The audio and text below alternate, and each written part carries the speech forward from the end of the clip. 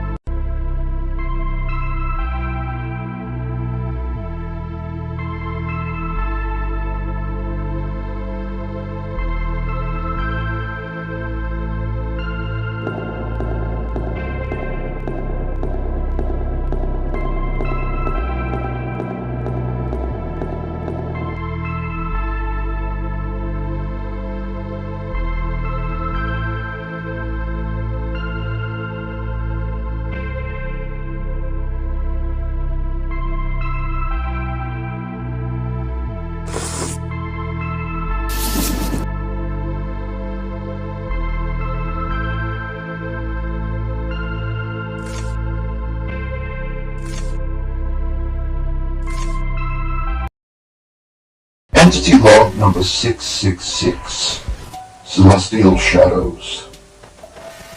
What are Celestial Shadows? Celestial shadows are mysterious, shadow-like beings that latch onto creatures of immortal nature, similar to that of a parasite.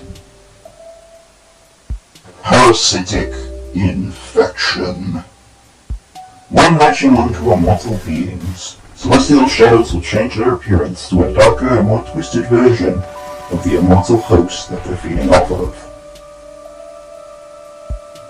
It should also be noted that celestial parasites are far more likely to latch off of a specific immortal being if they have a lot of past trauma and or mental illnesses that can induce a lot of mental anguish in the host, like PTSD, dissociative identity disorder, or depression.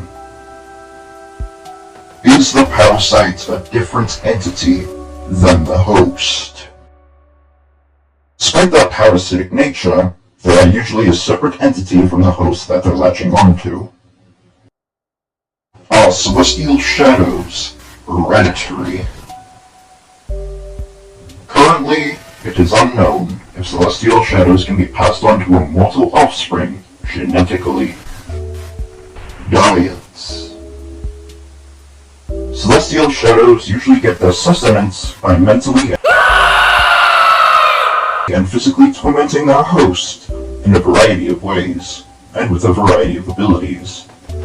Speaking of which, it should be noted that despite being able to physically torment their hosts, they usually torment them mentally, because according to some theorists, it might provide the parasite with far more nutrients.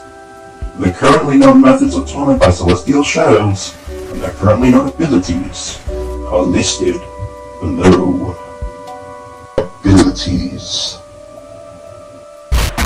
Inducing hallucinations. Altering the reality of what their host is seeing. seeing through reality itself, knowledge of future events. It's also possible that they might be able to mind control their hosts if used by a third party, but this is currently just a rumor. Methods of torment.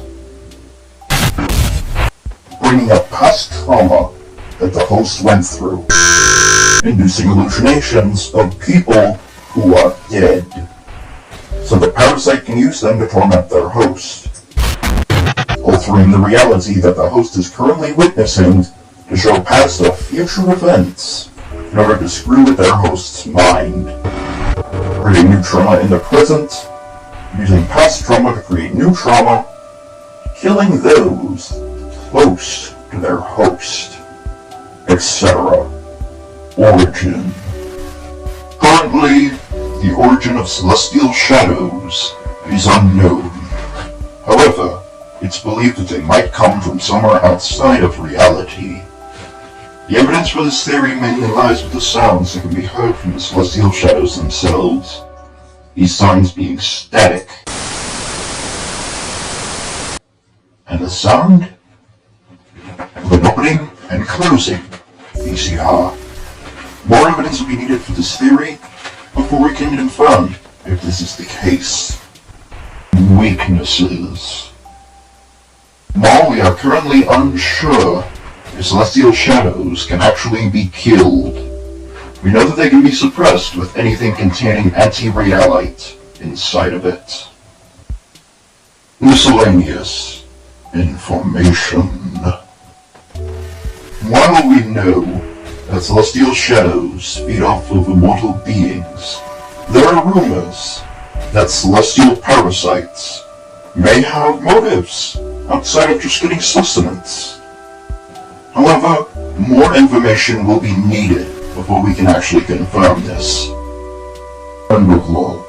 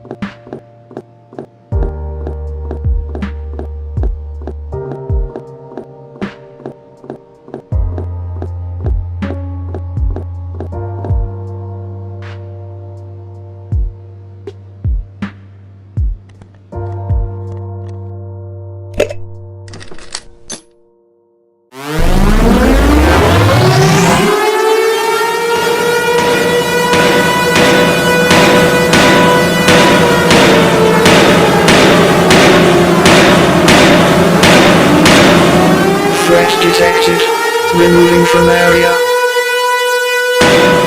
You are safe now, daughter.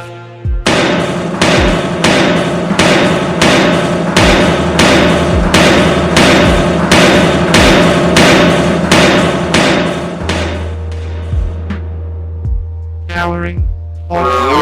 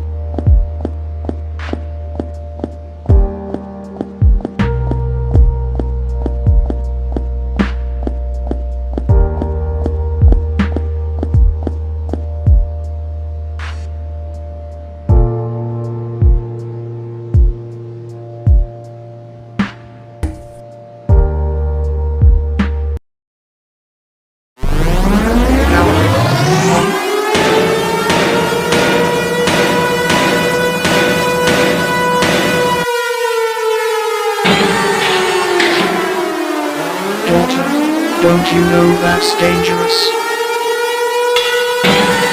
Separating daughter from weapon. I'm sorry this is hurting you, but it's for your own good.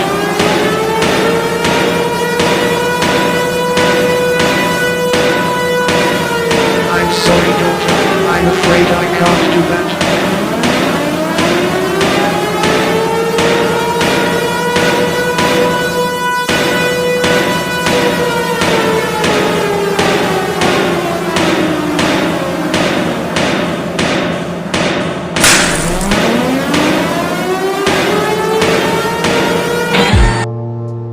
Don't do that again, daughter. I won't be as forgiving next time.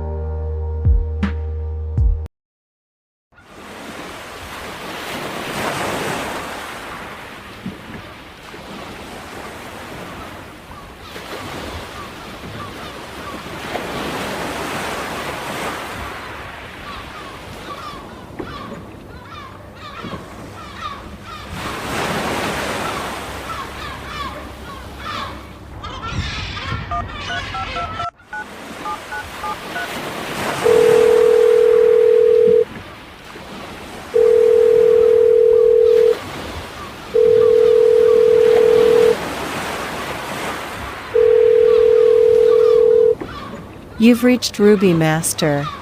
Unfortunately, I am currently unavailable to take your call. Leave a message.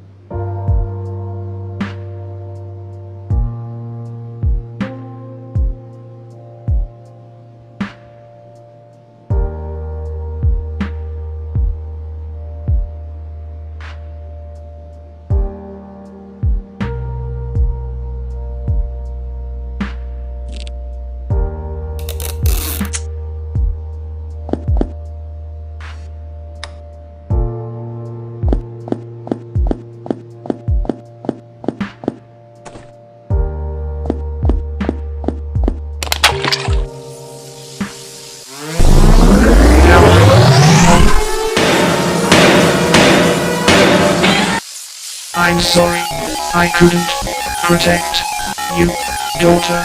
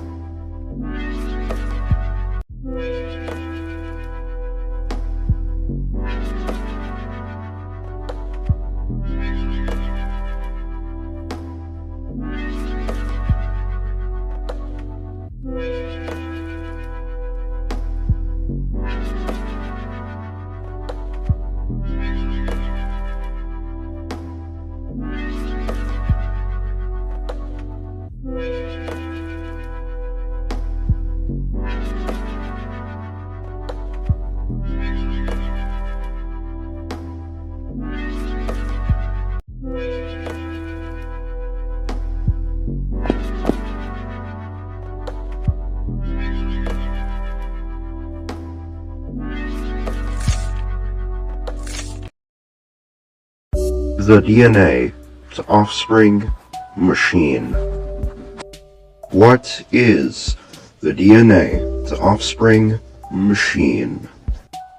The DNA to offspring machine is a magnificent invention that can create biological life artificially with nothing but 2 samples of human DNA, creating a single biological offspring from the DNA of the parents that used the machine. How does it work? It's quite simple, really. You see, after inserting 2 small tubes of human DNA, one male and one female, the machine combines certain aspects of the DNA from the parents, which are used to create the DNA of the offspring. From there, the offspring's DNA is replicated en masse, and some of said DNA is turned into the other parts of the offspring, while keeping the traits present in the DNA of said offspring. Examples of this are important organs, entire body systems, chromosomes, cells, RNA, etc. Now, when some of the DNA is turned into chromosomes, the offspring's other traits, like their gender, are determined. The gender of the offspring can also be predetermined, if the user of the machine specifies the gender by putting the gender setting at either male or female. After every necessary and genetic part of the offspring is fully created, the machine combines these parts to form a living human being. Afterwards, the human offspring is transported onto a machine and put onto a gurney. From there, it just needs electricity and the offspring will awaken, allowing it to begin its life, growing and developing like that of a regular human being. Note: the machine also has an age setting, allowing the user to produce offspring at certain ages with ease. Note to future self: once I'm done using the machine, I'm going to have to destroy it. I can't let this scientific wonder fall into the wrong hands. However, I might just build an extra machine if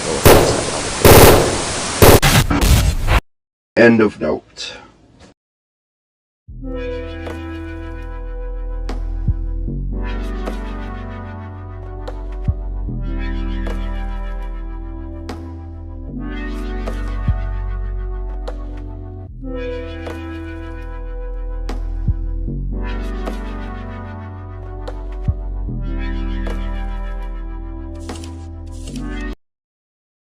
Nano machine gauntlets for Ruby.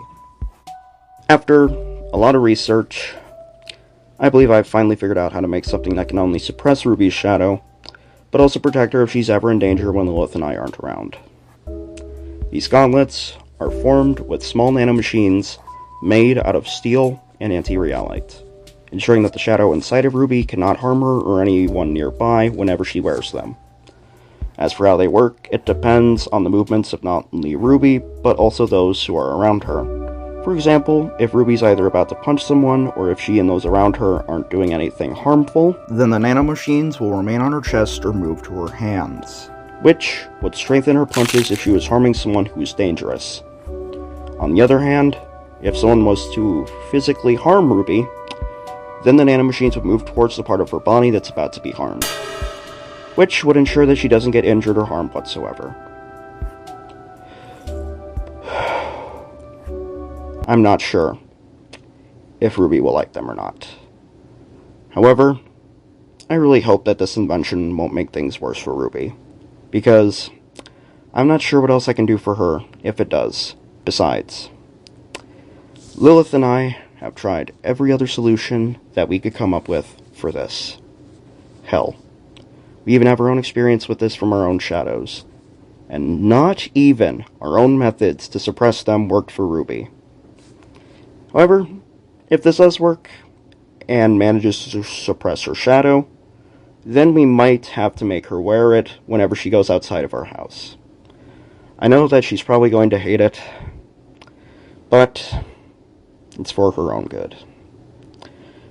After all, I don't want her to even remotely go through anything similar to what Lilith and I had to go through back then in our original universe. And if this is what it takes, then so be it. End of note.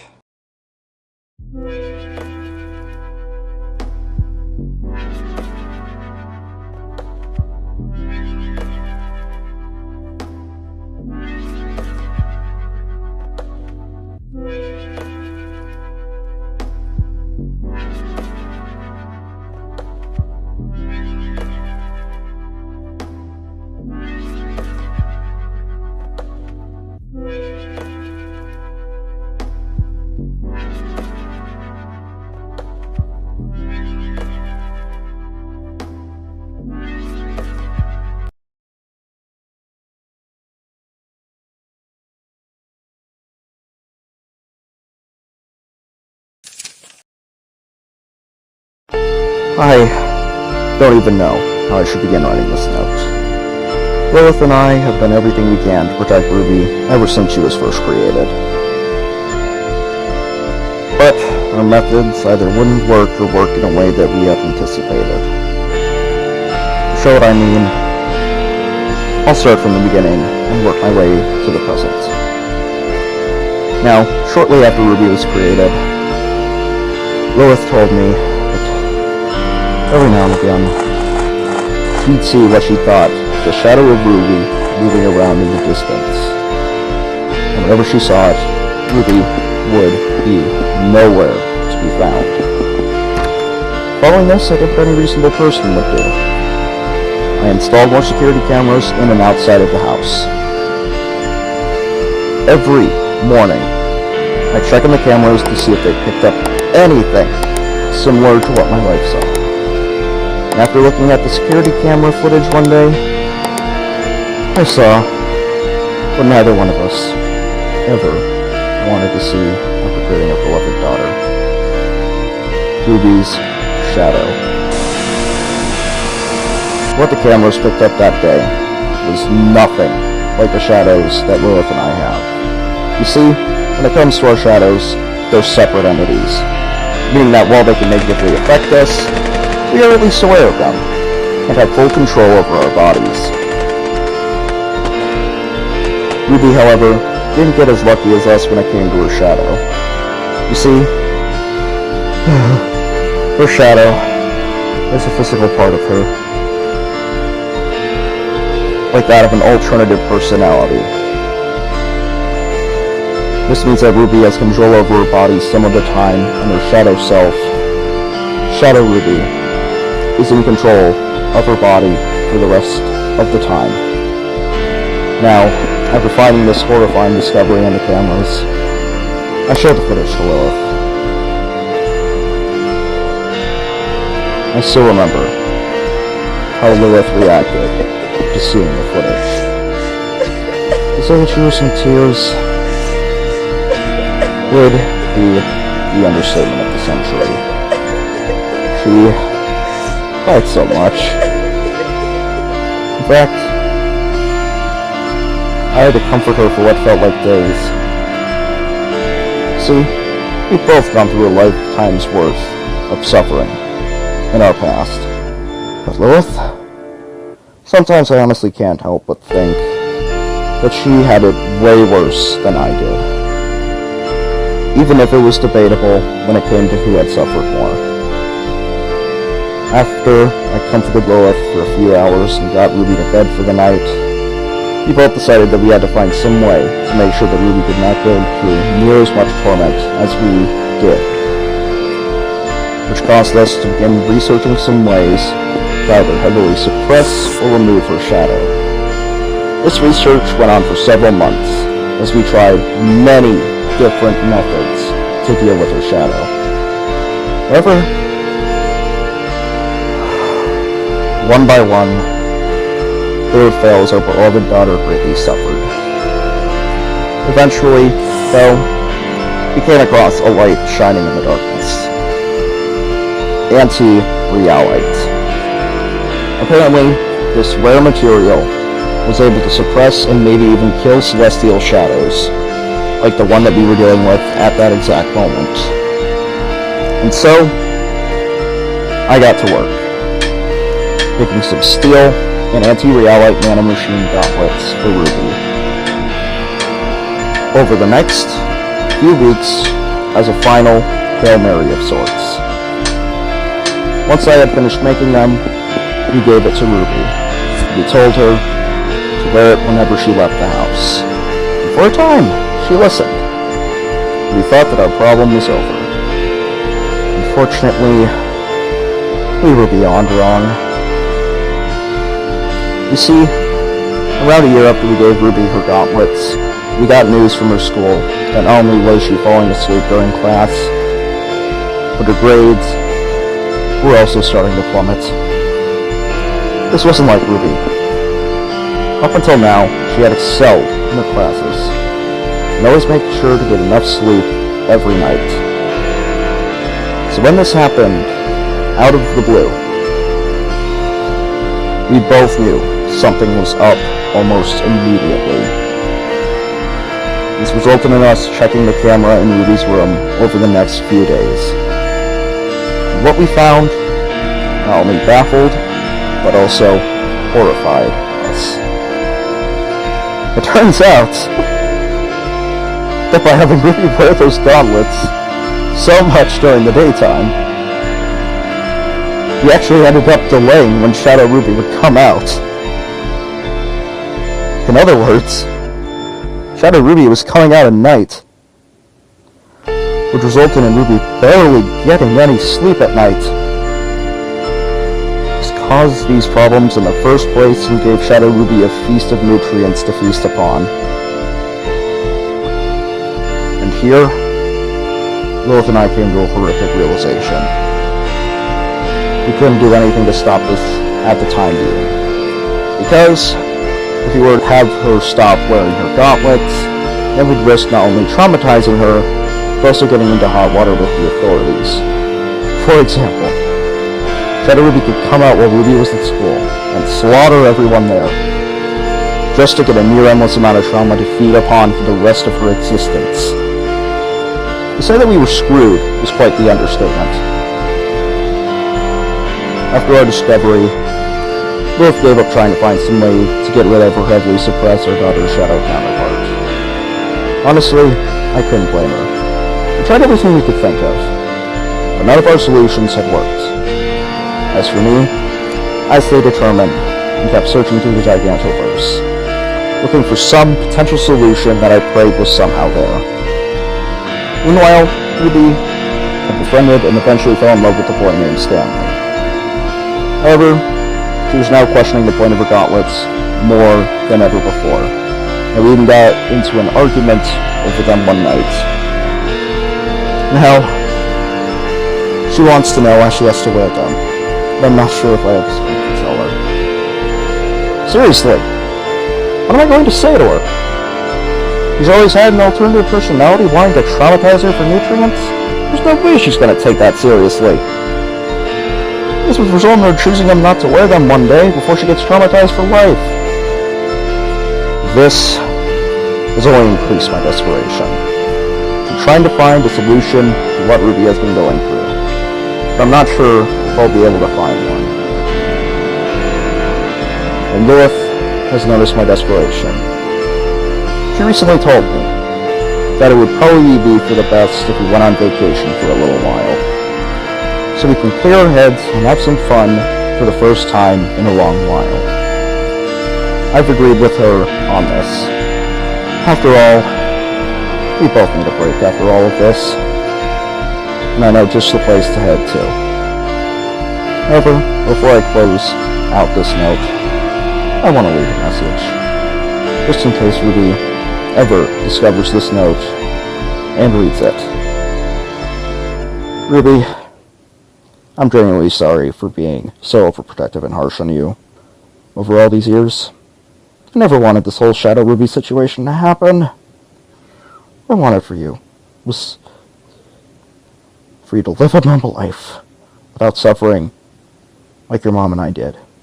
However, it seems that fate has chosen otherwise. I hope that you can forgive me.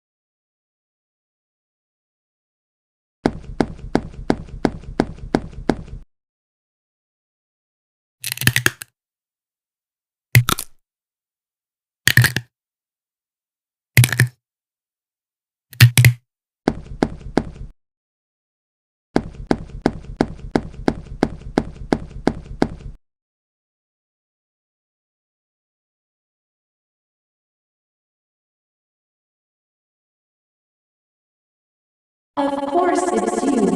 Who else would it be?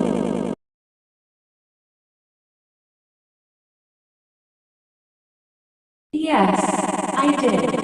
After all, I am you, or at least a part of you. How am I alive? How am I part of you? Well, I have existed for as long as you've been alive. As for the other question, I'm afraid I can't answer that. Besides, you came here for that key, didn't you? Why don't you grab it?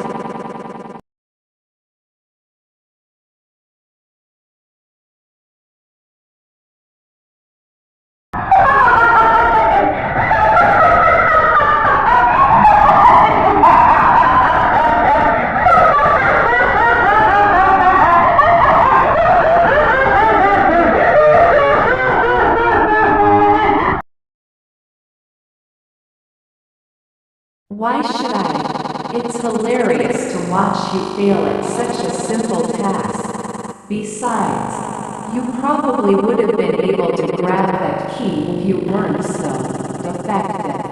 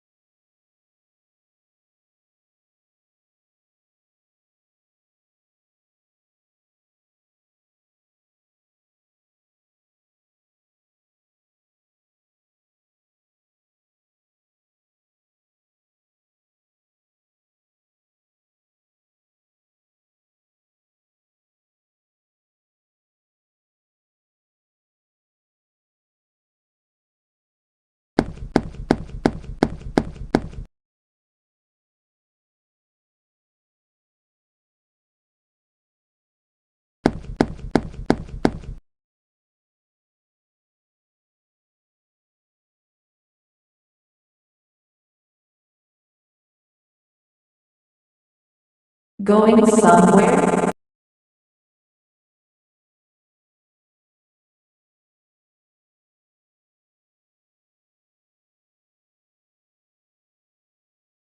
You really are naive, aren't you? I'm a part of you, or more specifically, the part of you that can be seen when you look at yourself and realize just how defective you truly are. After all, you can't keep your grades up. You can't get enough sleep. Hell, you can't even go outside without having to wear some steel gauntlets. All because you were born a failure.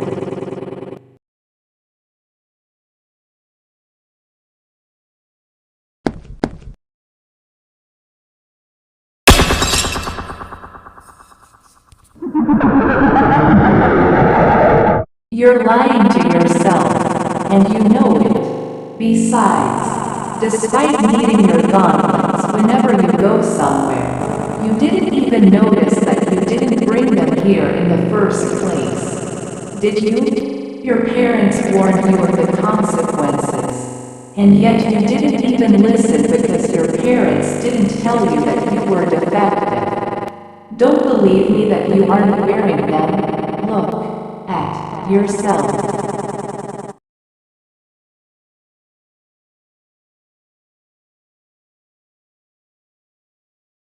Notice?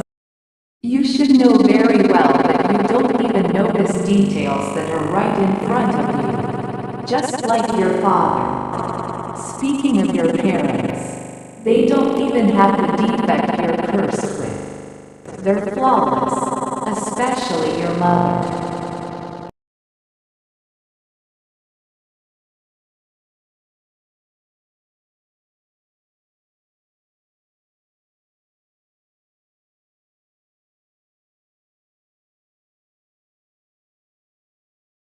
I didn't say completely flawless. I meant flawless in regards to your defect. She doesn't have the flaw that you do, despite having a shadow of her own, because that shadow is a separate entity, unlike yours. Speaking of her, I'm sure you've seen the Lilith twins. Aren't they beautiful?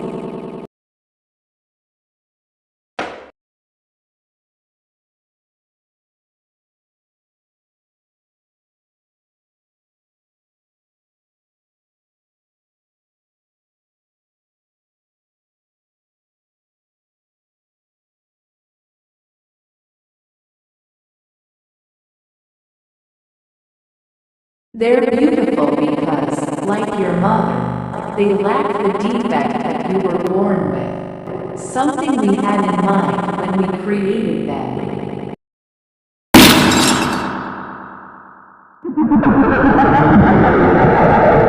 You're responsible for far more things here than you realize. See you soon.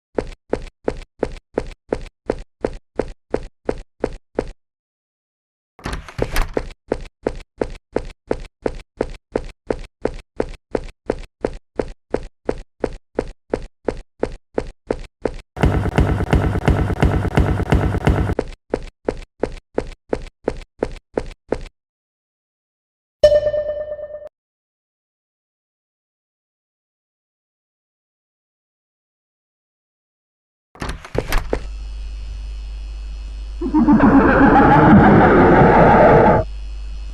you really believe that door actually gave you a way out of this place? Not destroy the mirror? Well, I'll explain that for you. Ever since you arrived here at the mall, you've been unlocking doors that would seemingly help you get out of here. Now, here's the thing about those doors. You see, they were restricting my abilities. Well, it's simple. With every door you open, or puzzle that you solve here, I became more and more complete. You see, when you first awoke here in the mall, I was nothing but a mere speck in your mind, created when you first read that note your father wrote. Once you opened up the clothing store, I was able to take a physical form, speak to you, and the Lilliputians were finally able to move their bodies once more. Unfortunately, though, you were easily able to silence me by destroying the mirror that I talked to you through, aka the rest of myself. Eventually, you saw me once again in the gym. At that point, I was almost back at my full potential, but you were still able to shut me out by destroying the mirror. Now, however, you can no longer silence me by destroying the mirrors I appear in, meaning that I can finally accomplish what I wanted to do. Make you finally accept the fact that you're nothing but an effective failure, so I can take control over your body.